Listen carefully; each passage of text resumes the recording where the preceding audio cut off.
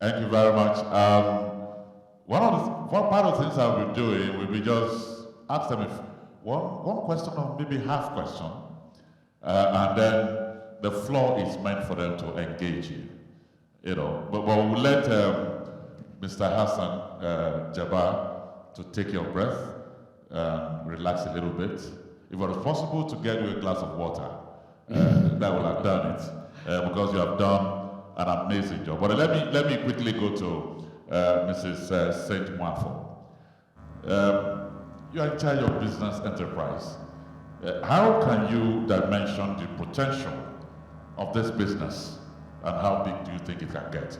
And I want you to factor in what he said when he was ending, quoting Jeff Bezos, saying that although you've been here for several years, if I remember 2001, but as far as you're concerned, you are at the beginning of your growth curve. So let's go. Thank you. Thank you very much for this very interesting question. I hope you can hear me.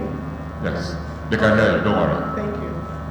The current addressable market size for B2B in Nigeria is sitting at about 1.8 trillion naira. And that is inclusive of the ICT port. The contribution of the...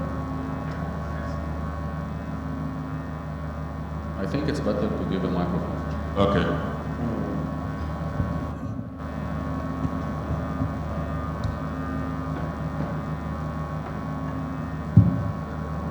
That's better. Thank you. So I did say that the current addressable market size for B2B in Nigeria is about 1.8 trillion, and core telco services contribute about 40% of that pool. We believe that the market has the potential to grow to between 2.8 trillion and 3 trillion over the next 5 years. And we do have a number of trends that are going on in the market that we believe will fuel this growth. The first one is the increasing digital adoption, and Hassan and Carl did allude to that. We have seen the needs of the market, especially businesses in Nigeria, continue to evolve and become even more mature. And this is because Nigeria is really at an point of inflection. And most of these businesses are looking for solutions that will help them to optimize their businesses. They are looking for solutions that will help them to grow access to market, looking for solutions that will help them to drive productivity increase, and also looking for solutions that will help them to drive overall business efficiencies. And that provides a huge opportunity for us to grow. The second trend that we are seeing is increasing formalization of the economy. Nigeria is home to about 40 million SMEs, and this number is as at 2019. And that is the largest number that you can think about in any part of Africa. What's interesting is that these small businesses contribute about close to 50% of the national GDP. They also contribute about 85% of employment in the labor market today in Nigeria. What else is interesting about this segment is the fact that only about 5% of them are formalized, are formal businesses. 95% of them are informal businesses, and they currently operate in the agriculture and, of course, trade sector. What we have seen over time, and of recent, is the increasing number of SMEs who are moving into the formal economy. And this is driven by the kind of digital tool of trade that we and our partners have deployed into the market. The third thing, or the third trend that we are seeing, is what I call the secular trend. Implementation of things like regional and local policy intervention, like Africa Continental Free Trade area, and of course other local intervention by the local government. We believe that will create new market, and this new market will also create new opportunities for new businesses and also existing businesses to scale. And for these new businesses and existing businesses to scale effectively, they will require digital tools of trade, and of course this provides huge opportunities for us to grow. Last but not least is when we look at exemplar markets. We have seen that as digital maturity increases, the need of the businesses become even much more complex. And of course, the kind of solution that they require that will help them to drive their business leads to development of higher margin solutions like converged services. Carl did mention earlier that our IGDP currently sits about 6%, and we see that growing to about 12% by 2050. That also provides huge opportunity for us to grow in our segment. So as enterprise business, MTN business, we are currently capacitating ourselves. We've seen the value that exists. We've positioned ourselves as enabler of this growth, and we're capacitating ourselves through alliances and partnerships, and also investment in what we call ICT Center of Excellence to help us position ourselves adequately to capture the market value we see, especially in ICT. Thank you very much. Thank you. Let me go to the Chief Marketing Officer. She's looking absolutely very focused, ready for the question. You know, since yesterday, the last 2 days, everything I've heard has shown me that MTN is a market leader in every aspect. Technology, voice, data, money market, all of those things. And then one is beginning to wonder, first, is there any headroom of growth left? And secondly, what are the drivers of service for you in terms of revenue?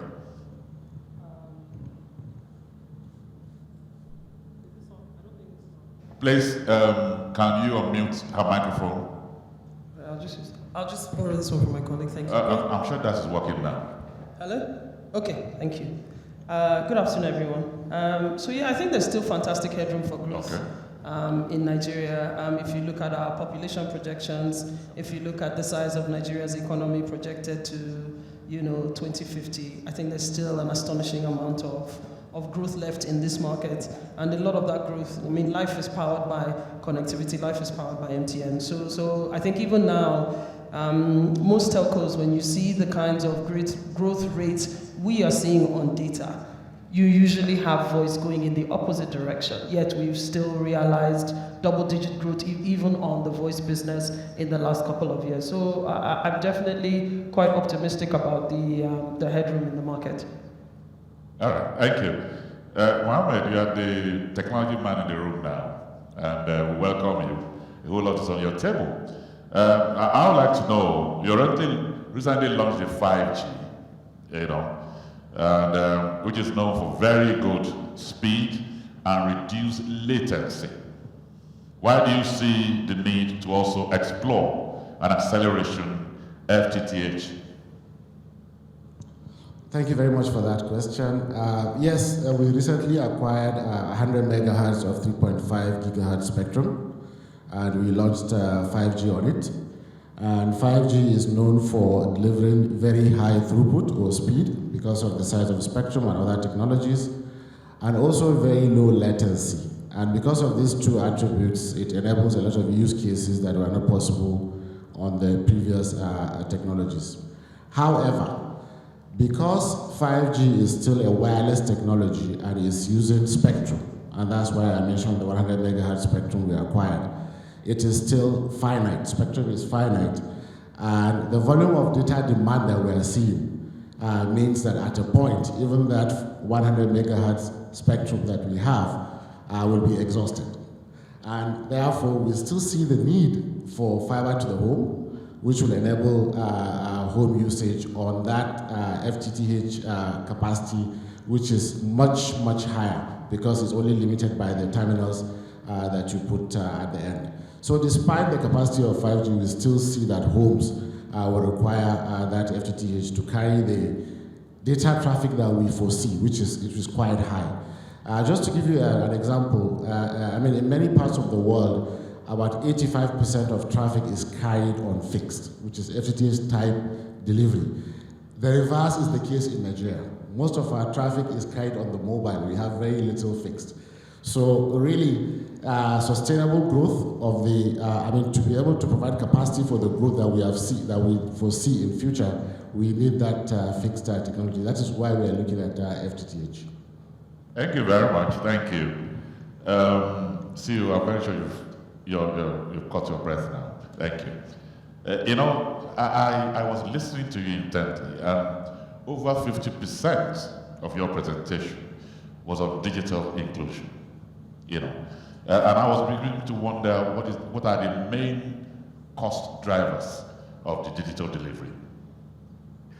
The digital services are actually the services that that can roll out. We can roll out with a higher margin, because actually mainly the only cost element is the revenue share the revenue share that we give to our partners who provide the content, who provide the services. So that's why, I mean, in addition, the main objective of the data services and the digital services growth is mainly to drive two things: to drive data usage, because actually the more you put digital services, the more you are developing use cases that will allow the customer to be able to benefit from whatever content or whatever digital services that exist in the market. And in addition, we are taking a portion, it's a premium, we are taking a portion of the revenue that we are generating for our partners. Okay, thank you very much. This is earlier when the first panel was there. I called them the first 11 of the Champions League of Technology. But the people we have here are actually those who are very close to the first 11. When we play the game of technology, they can come in and score the vital goal to bring profit. So you have them here. The business person is over there. The technical person is here. The marketing person is here. The chief operating officer is here. Let's open the floor. You can throw in your questions.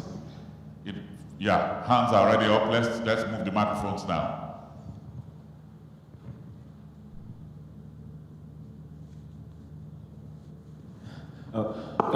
Good afternoon. My name is Silla from EFG. Thank you for your presentation.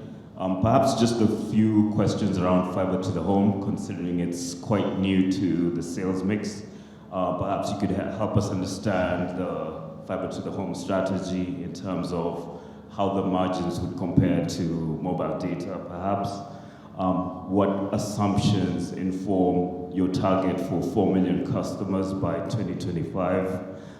Some of the competitive advantages, pricing strategy relative to the competition in that space, and perhaps an idea of how you determine where to roll out, fiber over 5G broadband, and how you would measure performance in terms of conversion rate or homes passed versus homes connected as you approach your 4 million target. Thank you. Thank you very much. I'm sure you've noted that. Let's have more questions and direct them to whoever you want to direct your questions to. Please, okay. Some of the areas like EdTech and OTT and gaming, but what I would like to understand is, in the case of Nigeria, MTN Nigeria, which of these areas currently do most of those revenue come from? Because I'm sure not all these areas are currently bringing in revenue now. Thank you. Okay, I'm very sure. Did you get No, I question? didn't. Okay, please, ask that question again. Okay, it's on the digital revenue. So I can understand that MTN is going into the gaming. They are currently doing it, advertising, e-health and EdTech. So I want to understand, in the case of MTN Nigeria, the digital revenue, which of this area is currently driving that revenue at the moment? Digital revenue. Yes. Okay, you get that? Okay.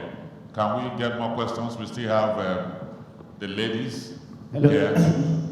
Okay, my name is Mokhtar Ali from Family House Fund. Okay, so my question goes directly to the Chief Marketing Officer. I heard mentioning that there are still opportunities in the market to achieve. So I just want her to share which one is the most low-hanging fruit among the marketing strategy to achieve that ambition. Thank you.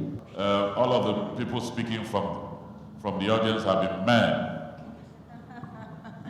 Thank you. Just the first question, I think this goes to Hassan. Carl in his presentation referred to fixing the sales and distribution network, some sort of revamping. taking place and that it was almost complete. Can you just go through the detail about what that means? I think this is just going back to basics on subscriber net adds. And then I think for the CTO in Madupi's presentation, he really spoke to technology contracts with the tower companies being a problem. What does that mean in your head? What are you doing to address that or bring down the costs associated with those contracts? Okay, so you have 2 meat in the plate now, CEO. You have 2 questions. Yeah, I will cover a little bit the first question regarding the FTTH, and then I will give the floor to Mohammed to go into through the details.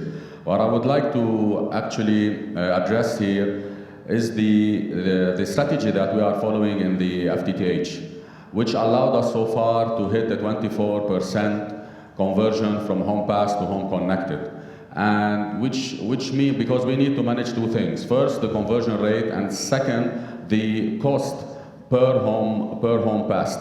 That's why we are implementing business intelligence analysis in order to identify the location that will allow us to efficiently, with the lowest cost possible, the cost per home passed and the fast return, which means the conversion rate. And we started implementing those BI tool in order to roll out the FTTH recently, I mean few quarters back. And as Carl explained, we already seen in certain of those clusters a conversion rate of 70% to 50%. So this is encouraging us to invest further and expand, because if we are able to get a 50% average, this means we will have a good return on investment. It will help us, as well as addressed by Mohammed, offload the mobile data, which means we will reduce the investment. We will not reduce, I mean now, but I mean it will help us in terms of expansion based on the percentage of offloaded traffic from the mobile to the FTTH. It will allow us to manage better our capex intensity and keep on supplying the service, the data services with a high quality to our customers. And if you want to add on the other. Sure. So the other things you mentioned on FTTH is what is our competitive advantage. So I think it was also mentioned in one of the presentations, because we already have over 30,000 kilometers of fiber already deployed in the country. So FTTH will just be an extension, we'll just extend that fiber. We are the only ones with that kind of fiber coverage, which means we can easily expand to cover homes. That is the main advantage that we have. The way we select, I mean, as Hassan mentioned, we have a lot of tools and data that we can use to determine where we will have the best returns in terms of FTTH versus 5G. You mentioned 5G, so we have a way of balancing where 5G goes and where FTTH follows. As I explained, even the 5G is finite because of the spectrum, so eventually the FTTH can follow to offload the 5G when that time comes.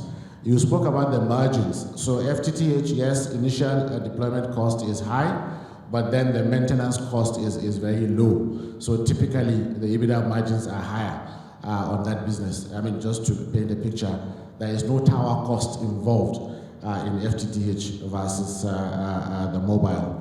I think those are the questions you asked on FTTH. I think while I have the mic, I can also address the question on technology pricing. So yes, technology pricing is one of the issues with the towerco contracts. And you asked for explanation. The explanation is that if we deploy a new technology, we pay for that deployment of that technology, and it comes with additional capacity. So if we deploy 4G, for example, we get additional power and additional space that goes with that 4G technology. What are we doing to minimize the cost? So as much as possible, when we deploy the technology and pay for that, we try to expand the capacity that technology delivers. Modipe spoke about spectrum. That's the one thing the more spectrum you deploy, the more spectrum you have, the more traffic you can carry on that same site. The second thing is things like massive MIMO and other technologies that we are deploying right now that will also multiply the capacity that we have on the site. So yes, there is a site, we are paying technology for it, but we are carrying 3 or 4 times what we would have carried without using these technologies, which makes that site much more profitable because we are maximizing that space that we have on that tower. These are some of the things we are using to improve the revenue significantly that we generate on those sites and therefore reduce the impact of the cost of tower. Okay, I'm sure that the question was directed at you. Yes, yes, to me. Please go yes, ahead. there was. I was asked about low-hanging fruit for for revenue, and thank you for talking so much. I really had to take some time to think about that because it feels like there's no such thing. But I'll talk about a couple of opportunities that we are keenly observing. So first, thanks to the great network that we have, which currently runs on 2G, 3G, 4G, and 5G. What we've seen with our consumers is that immediately, if for instance they have a 2G phone and they go up to 4G, or they have a 4G phone and they go up to 5G, we see a significant change in their consumption and spending pattern. So as much as we want to call that low-hanging fruit, where we are generally with adoption, and this doesn't just affect 5G, it affects all of the new technology that we layered onto the initial network. We have to ask customers sometimes to come in and make a change, or we have to ask customers to take an action. In the case of 5G, customers, for instance, have to upgrade the software on their smartphones now. So this is something you can ask customers multiple times, but they'll do the upgrades when they feel like doing the upgrades. Of course, the early adopters will upgrade as soon as it lands. I'm one of those people. As soon as Apple pushes an update, I get it done. So that's, I think, one potential low-hanging fruit opportunity. I think the second, which is part of the strategy we applied this year, and we will continue to apply going forward, is increasingly giving our customers very personalized offers, so they get what they want, they pay what they want, and that increases how much value they find from the network. So that also really allows us to finally optimize our pricing and the propositions that we offer to customers. So those would be sort of like the two opportunities that I would give as low-hanging fruit. Okay, if I may add as well, and then I will cover the 2 remaining questions. I mean, the beauty and the potential in this market is actually that there's still a lot of opportunity coming from the organic growth.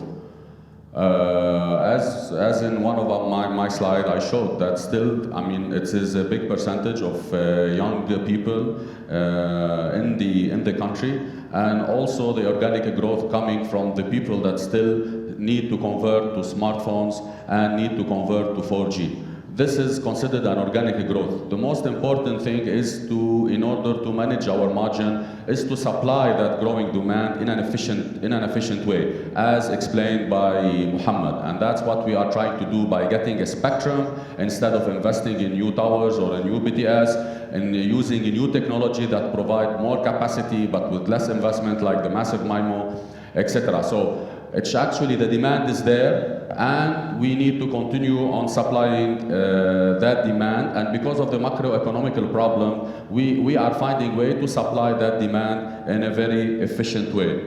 On one of the questions regarding the digital revenue pillars, so far the main driver of the revenue is coming from the rich media services and the value-added services. We are embarking on a journey in order to increase the contribution of the other pillars that I showed in my presentation, which is mainly the content, mainly the videos, the music, the education, and the health. So this is the question to the digital revenue question, and yeah, the sales and distribution. I mean, you have Shino behind you, who's our head of sales, but I will explain briefly. We were able in the past 2 years, and since also Shino joined us last year, to do 2 things in parallel. One, to start the journey of digital transformation of our sales, network in order to be able to have end-to-end visibility to what's going on in the channel. Two, we also assessed and analyzed our spread in the market on a granular level, which means we moved from areas to clusters to now we are assessing the cells and how our presence is actually matching the demand that we have under those cells. And we are using tools, even we are partnering with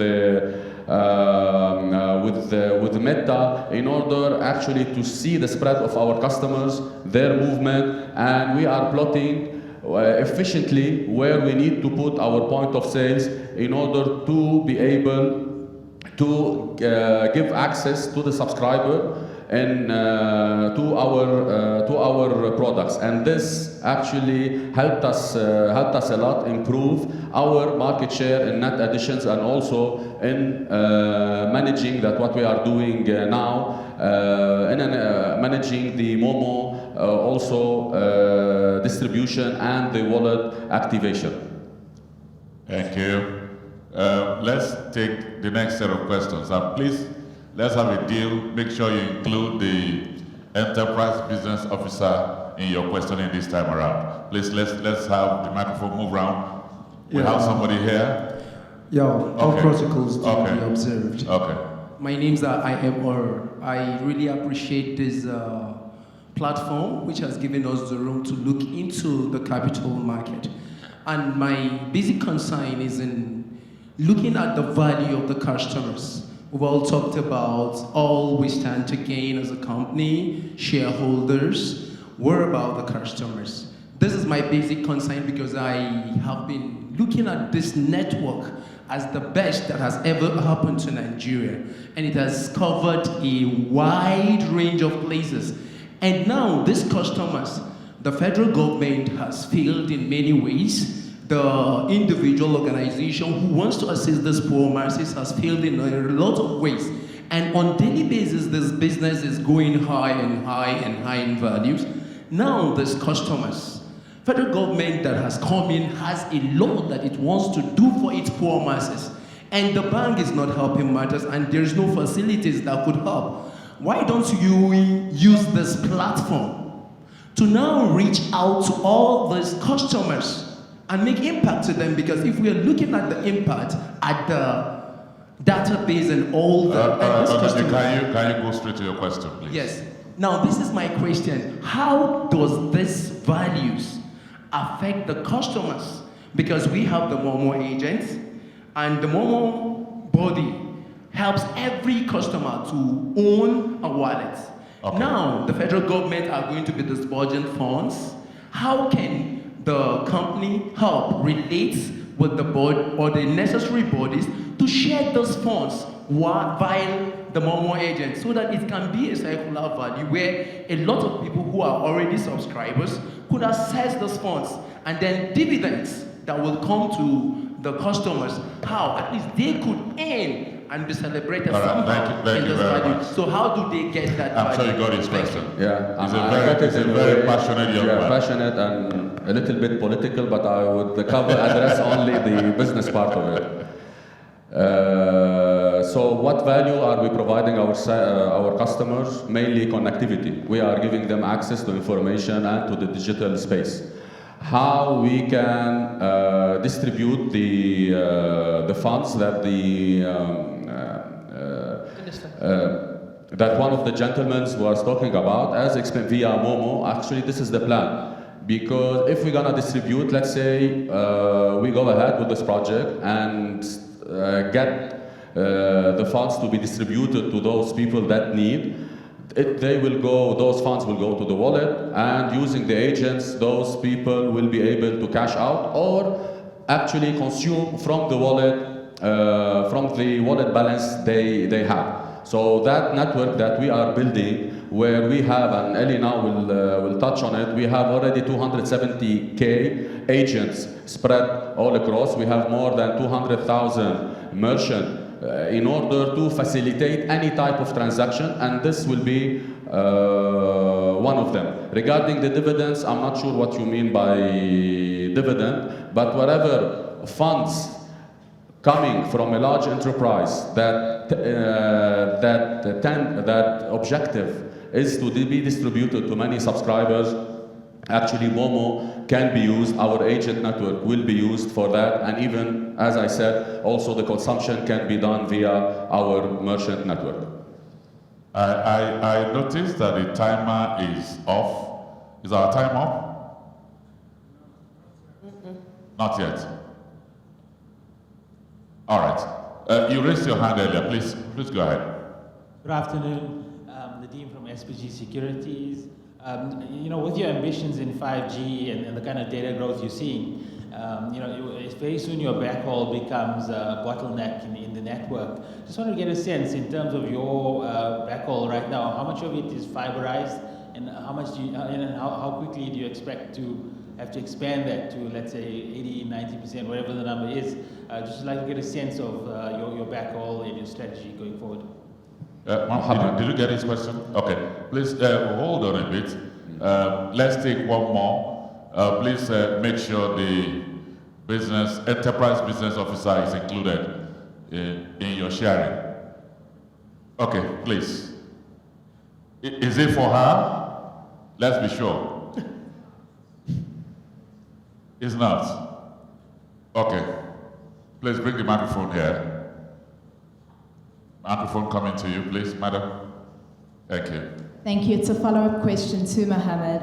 How many of the 14,300 towers that you have with IHS have moved to this new approach you have on 4G, the example you gave with massive MIMO, or trying to get data traffic up faster in each of those sites? And knowing what you know now, how would you have structured these contracts with the tower opcos? Please don't give the simple answer of, oh, we just wouldn't have been charged by technology upgrade. What is a realistic outcome that you can have for new tower contracts going forward to address this technology cost that's clearly come a bit higher or taken you by surprise? Okay, let me come to you. Okay, let me address the question on backhaul first. So yes, you're right. For 5G, backhaul is needed, and our approach is to have fiber or E-band on all the 5G sites. So apart from fiber, there is also E-band, which gives fiber-like speed, and we also use that to backhaul. So that's the approach. So we have a very ambitious plan to fiberize a lot of our sites, and of course we'll start with the hub sites and then the 5G sites going forward. So it's either fiber or E-band on 5G, and there is no issue there.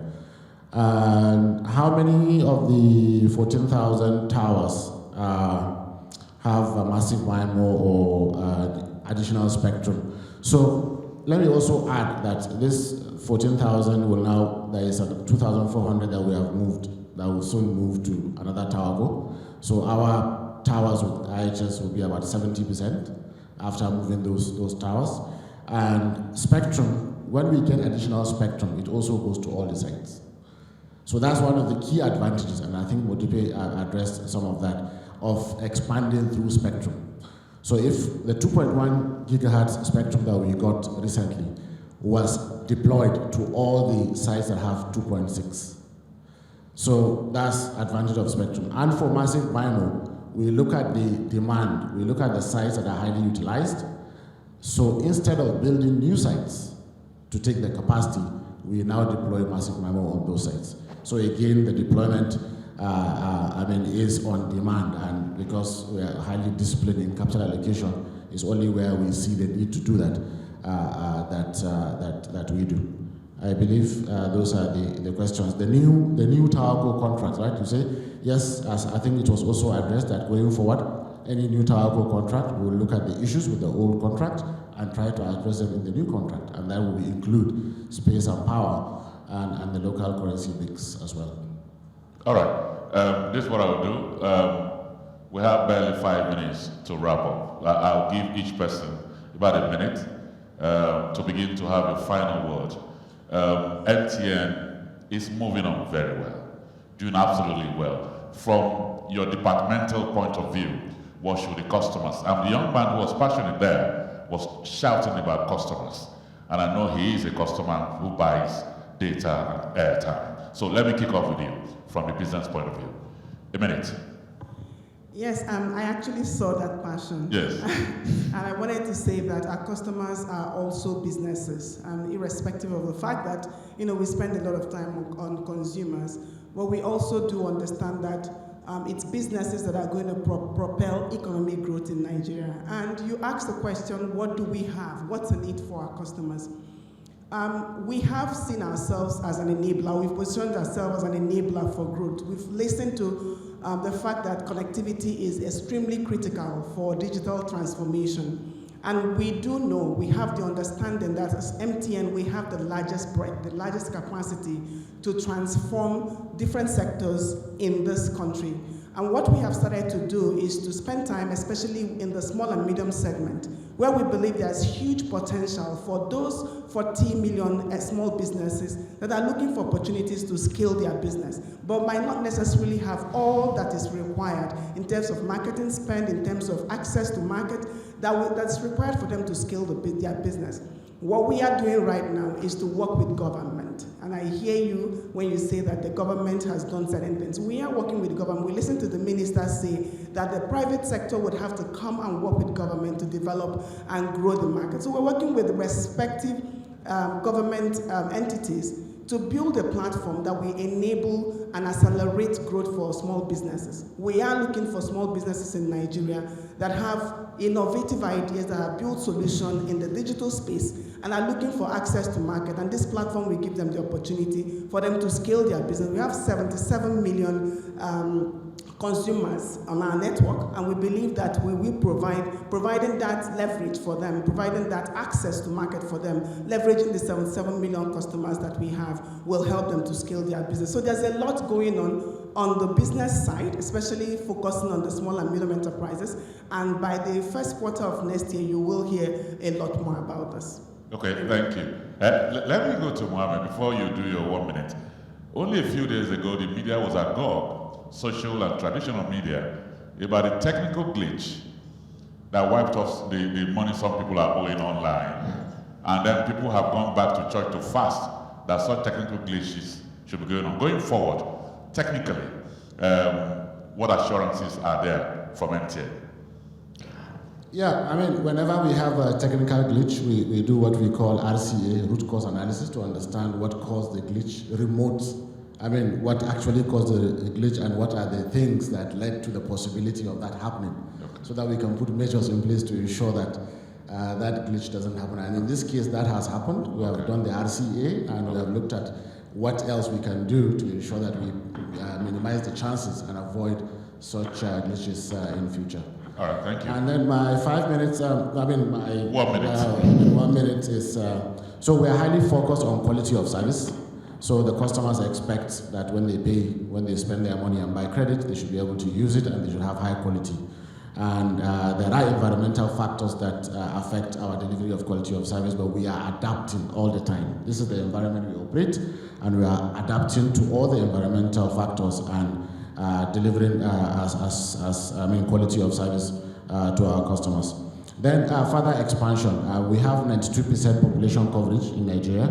There are still areas that are not covered. We are looking at using the most efficient solutions to cover those places, and we have found them and we are deploying. We are not going to rural locations with towers, with tower cost and all that.